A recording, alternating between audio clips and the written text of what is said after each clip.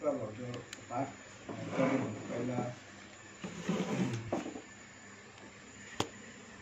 मामको लागि आज हाम्रो छोरा भाइ सारा परिवार मिलेर हामी गाउँका समाजका प्रशासनद्वारा ठाउँमा सबै मामको लागि धेरै अब यहाँ मलमहरू भइरहेको छ, व्रतपाठ भइरहेको छ। जहाँसम्म चाहिँ माम यो सौलोदेखि पनि मुक्ति होस् भनेर चाहिँ हाम्रो यो धारणा छ र व्रतपाठको यही मुक्तिको बाटो देखाउने काम गर्छ र अब मामको पनि आफ्नो भाग हो उयो हो र मामले नै अब यो बुझ्नुपर्छ। र अघि हाम्रो यहाँ पनि भन्नुहुँदै थियो सुरको विषयमा। सुर हामीले खान अहिले अब मामला हामीले अस्ति जुन भेवा गऱ्यौँ त्यो हाम्रो बिदा होइन, बिदा हाम्रो 49 दिनसम्म हामीले मन्दिरलाई आफ्नो बिदा दिन्छ। 49 चाहिँ हाम्रो लास्ट हो, किनभने 49देखि चाहिँ उता मामले नयाँ जन्म लिनुहुन्छ, आफ्नो कोखमा जन्म लिनुहुन्छ।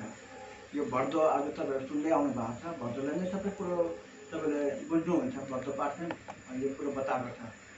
र आज हाम्रो महागुरु खेमराज देवकोटाद्वारा कतिपय अब प्रवचनहरूमा भन्नुहुन्छ यो संसार अनित्य हो, यस जीवन पनि क्षणभङ्गुर हो, कहिले के हुन्छ यो केही हुँदैन। हाम्रो जीवन त पानीको पिँडालुको पत्तामा पानी छ र हाम्रो जीवन हो, कति बेला अहिले छ भोलि छैन, यस्तै हाम्रो जीवन नश्वर शरीर लिएर हामीले आएको छ।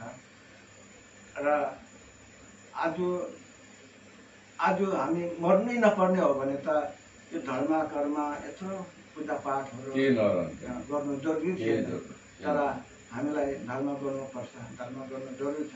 किनभने आज हामीले अहिले मेरो 65 वर्षको आयु आइपुग्यो, अब 64 वर्षको मेरो आयु शेष भयो। अब कति वर्ष चाहिँ म बाँच्छु होला र अब यो वर्ष भयो, यो 18 वर्षसम्म त हामीले कति राम्रो पनि गर्यो, नराम्रो पनि गर्यो, धेरै जस्तो त हामीले नराम्रै गर्यो होला जस्तो लाग्छ।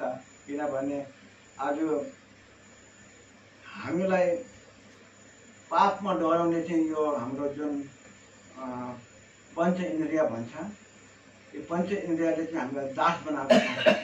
शरीरद्वारा हुने, मनद्वारा हुने, वचनद्वारा हुने पापहरू हामीलाई जस्तो जिब्रो अब आज भन्नु जाँदाखेरि हामीले पाप गरेको छैन भनेर अब हामी भन्छु, तर आज हामी मांसाहारी भएर मांसाहारी त्यसै त त्यो बनिँदैन, त्यसलाई नआरेसम्म नभनेसम्म कसैको हत्या गरिन्छ र त्यो मासुहरू सेवन गरिन्छ।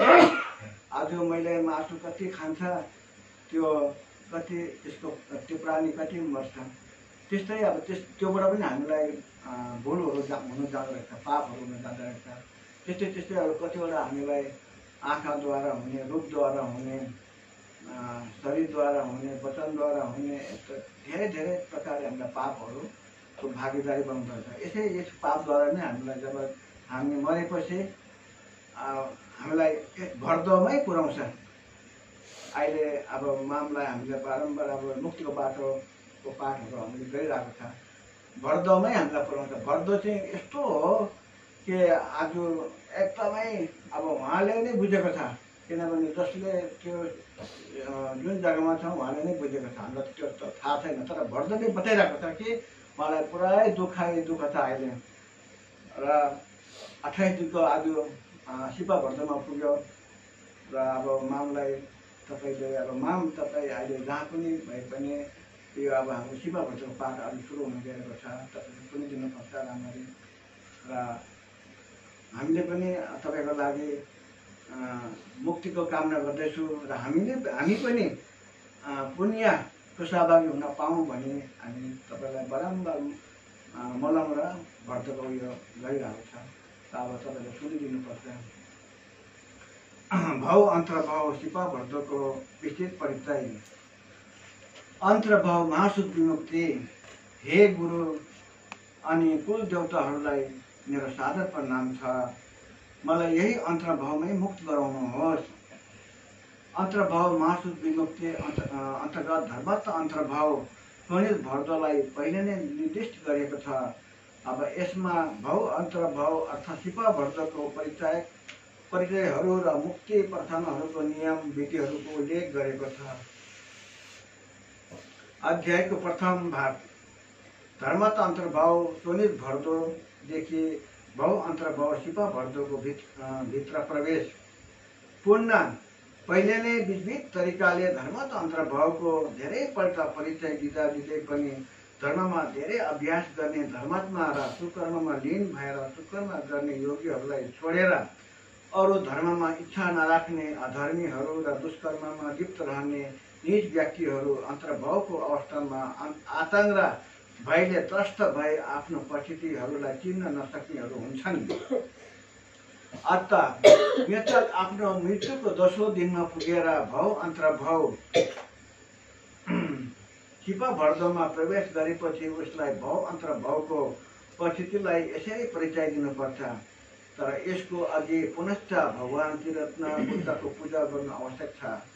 यसको सँगसँगै सहारा प्राप्त गर्नुको निम्ति बुद्ध र बोधिसत्व देवगणलाई आह्वान गर्ने प्रार्थना र भजन भन्नुपर्छ।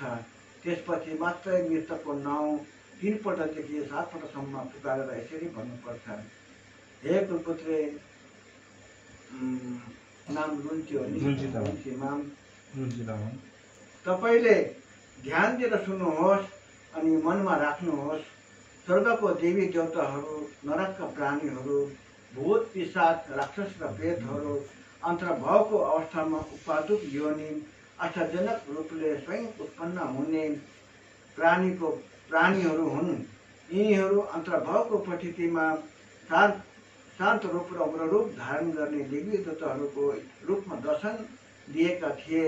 तर तपाईले उनीहरूलाई आफ्नै प्रतिबिम्बको रूपमा चिन्न सक्नु भएन। अत तपाईको मृत्युको 4 दिन पश्चात आतंकले मूर्छित हुनुभएको छ। अब यस मूर्छित अवस्थादेखि जाग्ने बित्तिकै तपाईको स्वस्थ ज्ञान बिस्तारै बिस्तारै स्पष्ट रूपमा पूर्वता पहिलेको जस्तै एउटा सोझो शरीर उत्पन्न भएर उभिने छ, जुन तन्त्र विद्यामा यसरी वर्णन गरेको छ। पूर्वकाल भावको आकृति जस्तै भएको सबै इन्द्रियहरूले परिपूर्ण अप्रतिहत गतिले मिलजुल गर्न सक्ने कर्मद्वारा प्राप्त वेगले युक्त जीव जुन समान जातीय अनि शुद्ध एवं दिव्य चक्षु आँखाद्वारा देख्न सकिन्छ। यहाँ पूर्वकाल भावको अर्थ पहिले नै उत्पन्न भएको हुन्छ। तपाईको पूर्व जीवन कालमा वासना र इच्छाहरूको मासु हड्डी र रगतले बनिएको शरीर जस्तै अर्को शरीर पाउनुहुनेछ, जो भद्रकल्पको शरीर जस्तो अल्प लक्षणहरू र सूक्ष्म गुणहरूले उज्यालो भएको मनोनय शरीर जस्तो हुन्छ। अत यसलाई अन्तर्भावको अवस्थामा उत्पन्न मनोनय शरीर भन्दछ। यस समय देवलोकमा जन्म लिनुपर्ने हुँदा तपाईले देवलोकमै आभास पाउनुहुनेछ। यसरी यदि असुरलोक, मनुष्यलोक, पशुलोक अनि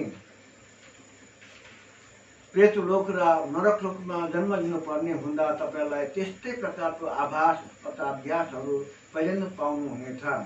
अत उदाहरणमा जुन पूर्व पहिले भनिएको छ त्यो 4.5 दिनभित्र नै पहिलेकै संस्कारको प्रभाव अनुरूप उत्पन्न हुने अनुभव पाउनुहुनेछ। यहाँ भावको अर्थ प्रादुर्भाव जन्म भनेको छ। यसको अर्थ हुन्छ यस पश्चात अर्थात् भविष्यमा जुन ठाउँमा जन्म लिनु छ त्यसको पहिले नै आभास या लक्षण पाइन्छ। यसकारण यसलाई पूर्व भाव भनिन्छ।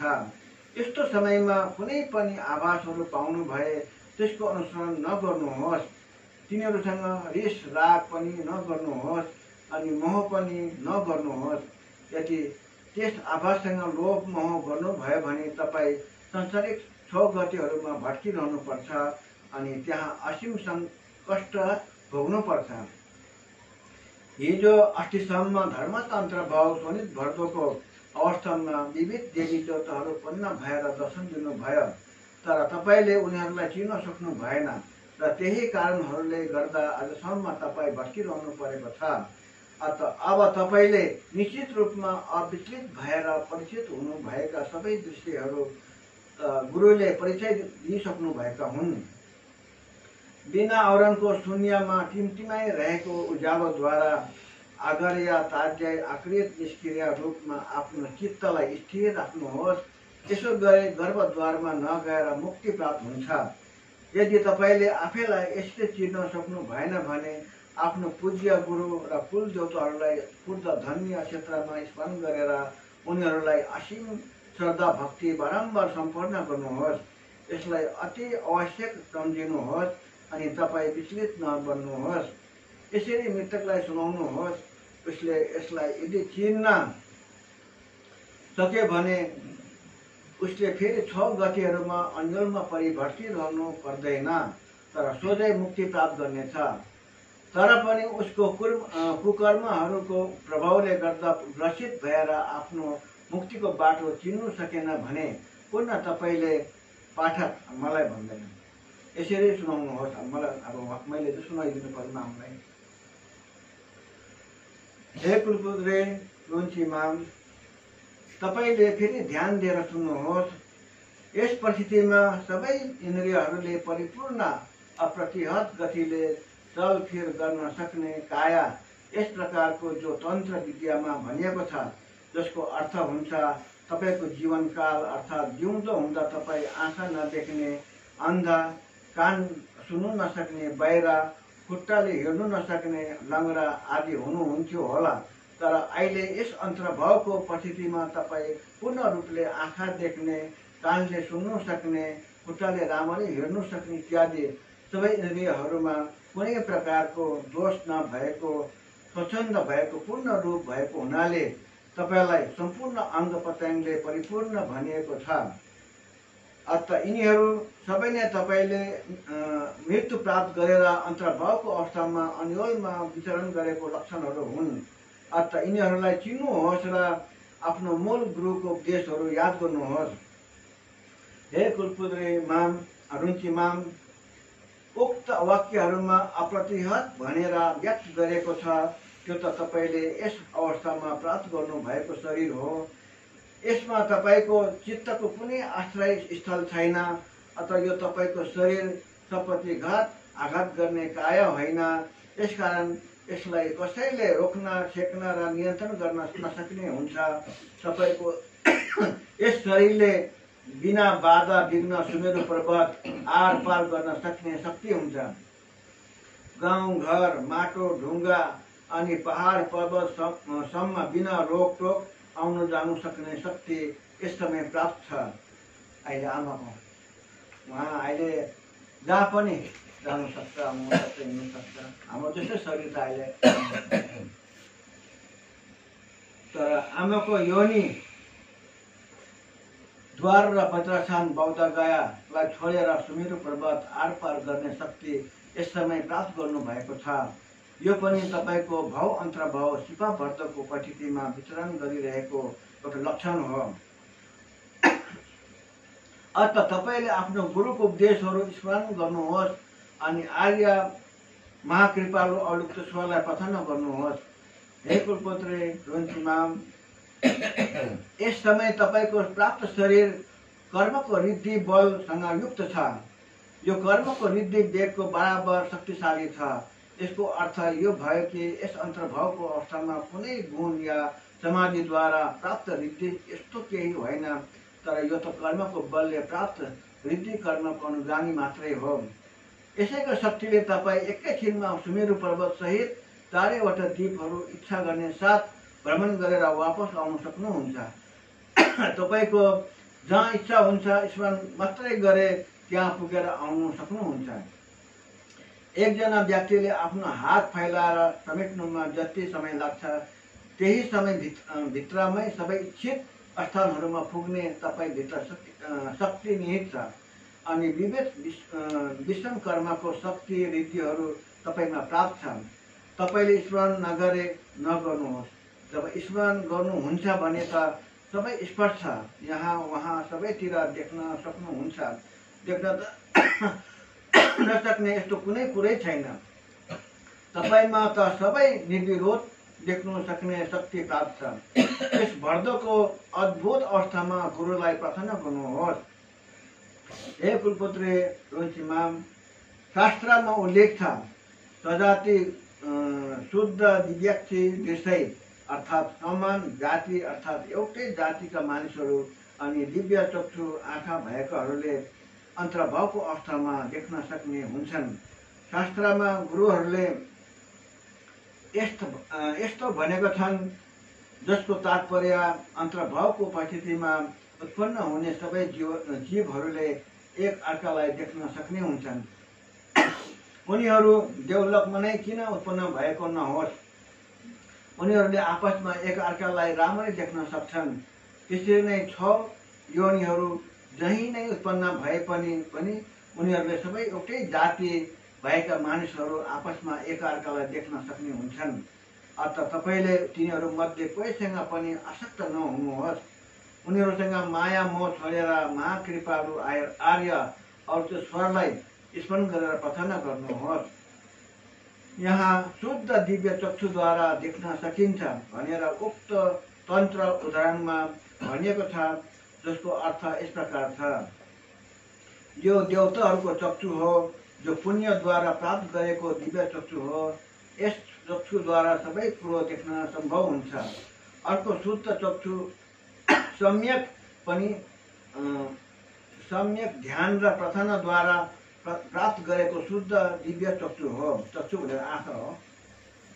यसद्वारा पनि देख्न सकिन्छ, तर यी चक्षुहरूद्वारा हर कालमा देख्न सकिँदैन। यस आँखाले हेर्ने इच्छा हुनुपर्छ, तब मात्र देखिन्छ, किनभने यो चक्षु ध्यान या मन्त्रद्वारा लोप पनि हुन सक्छ। हे कुलपुत्री रुन्चीमाम, तपाईँको अलौकिक शक्ति प्राप्त गरेको शरीरले यस अन्तर्भावको परिस्थितिमा तपाईँको आफ्नै गाउँ नाता गोता इष्ट मित्रहरूलाई सपनामा भेटे जस्तो भेट गर्न सक्नुहुनेछ।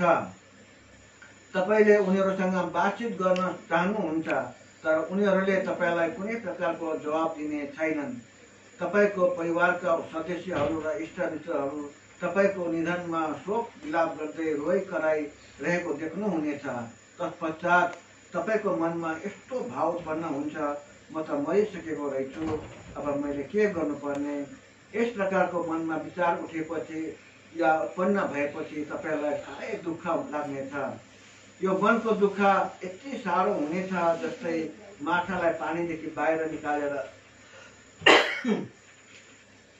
बलुवामा फ्याँकिदिँदा उसलाई जति तलब दुःख हुन्छ त्यति नै साह्रो हुन्छ। तपाईँले अब यस प्रकारको दुःख मानेर केही लाभ हुँदैन। तपाईँको आफ्नो आत्मीय स्वजनहरूको निम्ति आसक्त बनेर मोह माया गरेर केही फाइदा हुने छैन। बरु तपाईँले त आफ्नो सम्बन्धी स्वजनहरूको निम्ति आफ्नो इष्टदेव महाकारुणिक आर्य अप्तेश्वरसँग तीव्र भक्ति भावले प्रार्थना गर्नुपर्छ। यस्तो गर्नुभयो भने तपाईँलाई आतंक त्रास दुःख एकदमै हुने छैन। यिनीहरू सबै तपाईँको मनबाट हट्नेछन्। हे कुलपुत्री रुचिमाम, तपाईँले अलौकिक शक्तिबाट अलौकिक शरीर पाउनु भएको छ। यो शरीर अति हलुङ्ग हुन्छ। यसलाई चञ्चल हावाले उडाएर लगेको जस्तो भान भएर एकै ठाउँमा स्थिर रहनु सक्नुहुने छैन। निराशय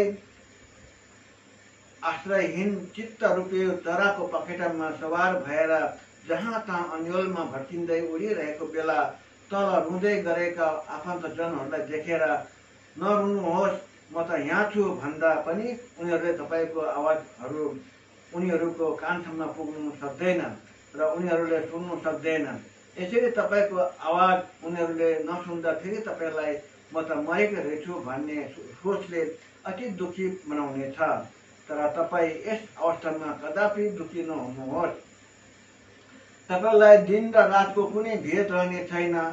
तपाईँलाई हमेसा शरद ऋतुको रातिको आकाशमा धमिलो उज्यालो जस्तै बेलुकी बेला गोधुलीको आकाशको आभा र बिहानी बेलाको पूर्वी आकाशको प्रभावको योग मिलन जसलाई सन्धि प्रकाश भनिन्छ, यसको आभास हुनेछ। यस प्रकारको अन्तर्भावको परिस्थिति 1 हप्ता 2 हप्ता 3 हप्ता 4 5 6 या 7 हप्तासम्म टिकेर रहन सक्छ। विशेष गरेर यो अवस्था बेसी भन्दा बेसी 49 दिनसम्म रहन सक्छ।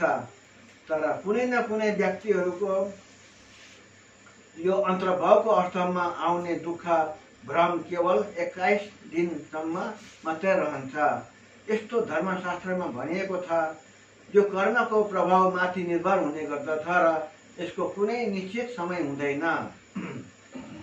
हे कुलपुत्रे रुन्चीमाम, त्यस समय अत्यन्त उग्र र सहनु गर्न नसकिने कर्म वायुको तुफान र आँधी बेरीले तपाईँलाई पछिल्लो हिस्साबाट खेल्न थाल्नेछ। त्योसँग तपाईँ नडराउनुहोस्।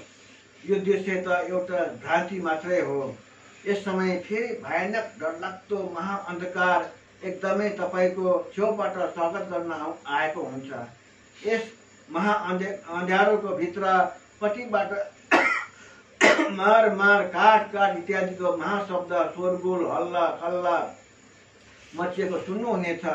तपाईँ यी शब्दहरूदेखि नडराउनुहोस्, भयभीत नबन्नुहोस्। यसरी नै अरू दुष्कर्मी महापापीहरूको निम्ति उनीहरूको पाप र दुष्कर्मको प्रतिरूप राक्षस पिशाचहरू विभिन्न प्रकारको हात हतियारहरू धारण गरेर मार मार काट काटको अति उग्र ध्वनिहरूमा गतिँदै तपाईँमाथि झम्किँदै आक्रमण गर्नेछन्।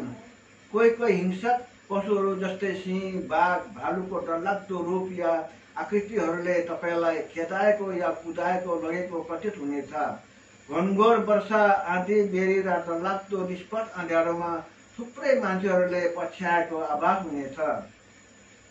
विशाल विशाल पर्वतहरू खसेर निस्किएको विभत्स शब्दहरू, समुद्रमा उठेको तुफानको महाशब्द, अग्नि प्रज्वलित हुँदा धुधुको डरलाग्दो आवाज अनि महावायु उग्र रूपमा उठेको आँधी बेरीको भुमरीको सर्कमान आवाजहरू सुन्नुहुनेछ। तर तपाईँ यी आवाजहरूदेखि भयभीत भएर लडखडाउँदै लड्दै पड्दै भाग्दा आफ्नो अघि 3वटा भयङ्कर खालहरूमा खस्नुहुनेछ। यी 3वटा खालहरू 3 रङका हुन्छन्, सेतो, रातो र कालो।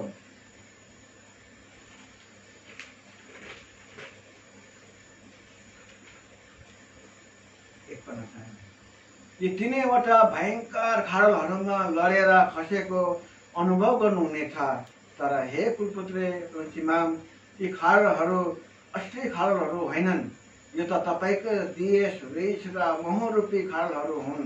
अतः यस परिस्थितिमा तपाईँले बहुअन्तर्भाव शिवभद्रको स्वरूप हो भन्ने विचार गरेर महाकृपालु दयानिधान आर्याश्वरको नाम पुकारेर यसरी प्रार्थना गर्नुहोस्।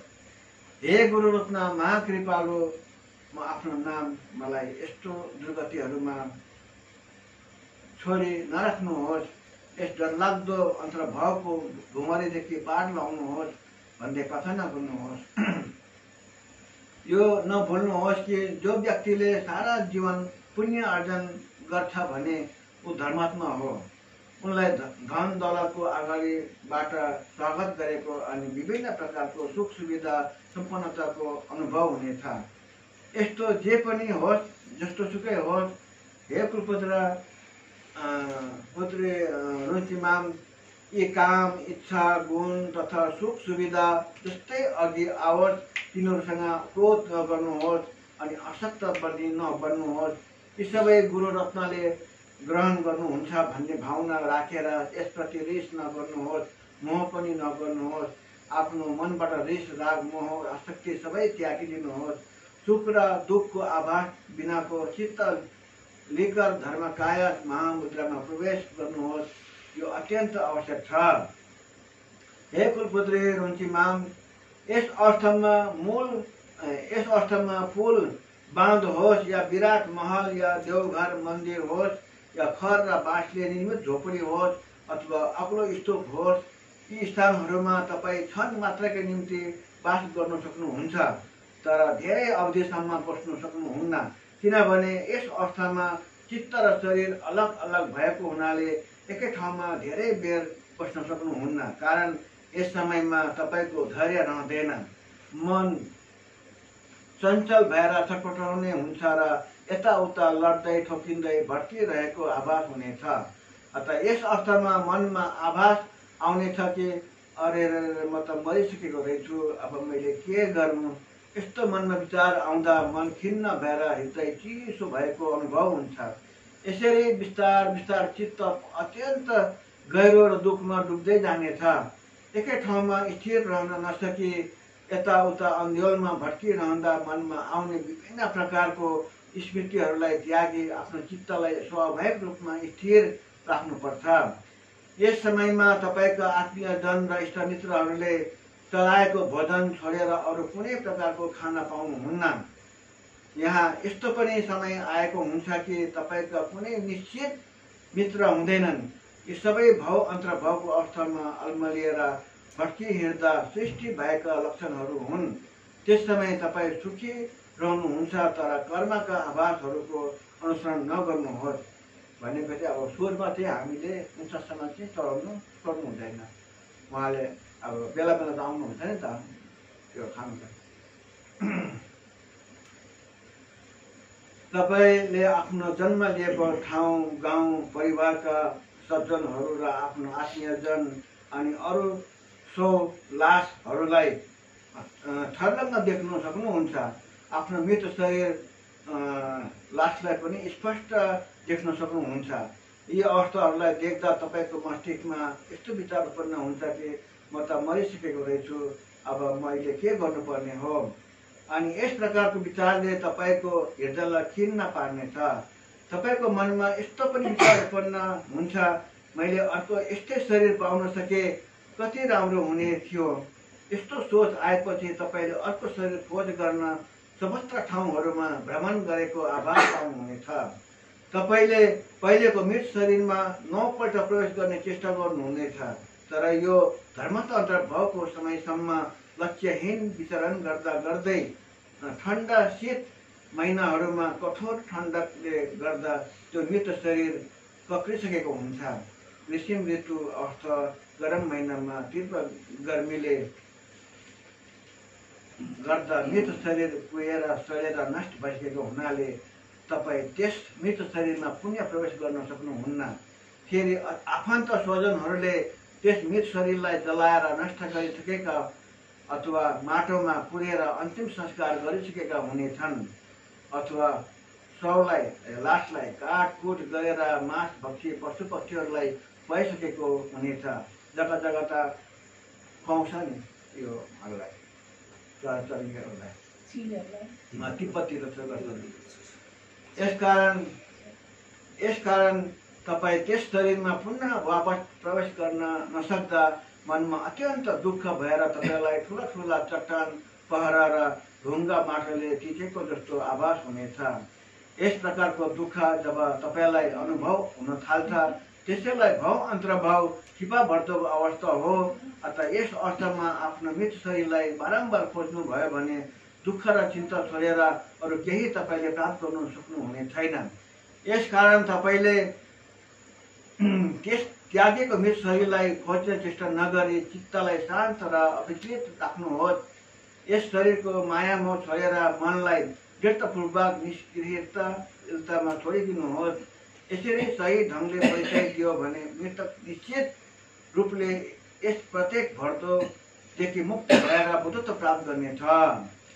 तबेष्टा तिब्बत, लद्दाख आदि हिमालय क्षेत्रहरूमा लासलाई 1 हप्तादेखि 7 हप्तासम्म सुविधा अनुसार घरमै राखेर पूजापाठ गर्ने रीति छ।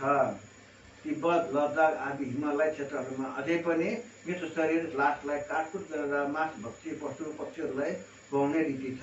यसो गर्नाले मृतकलाई पुण्य प्राप्त हुन्छ भन्ने विश्वास छ।